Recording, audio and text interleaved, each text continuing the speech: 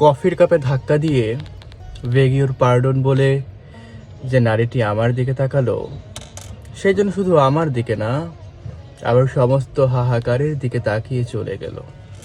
কফির কাপে ধাক্কা দিয়ে বেগিওর পার্ডন বলে যে নারীটি আমার দিকে তাকালো, সেজন্য শুধু আমার দিকে না, আবার সমস্ত হাহাকারের দিকে তাকিয়ে চলে গেল। কে বোঝাবে তাকে?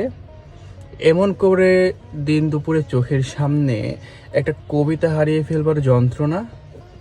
খোঁজ নিয়ে দেখলাম এ শহরে কুকুর হারিয়ে গেলে মিসিং রিপোর্ট হয়, কবিতা হারালে হয় না। সপ্তাহখানেক বাদে মুঠোফোনে ভেসে আসে মাতৃভাষার শোক সংবাদ।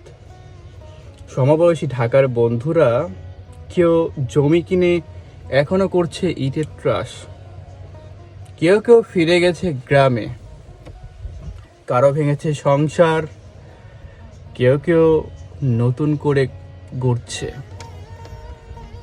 আর আমি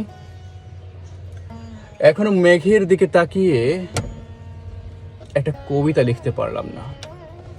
এখনো মেঘের দিকে তাকিয়ে একটা কবিতাই লিখতে পারলাম না।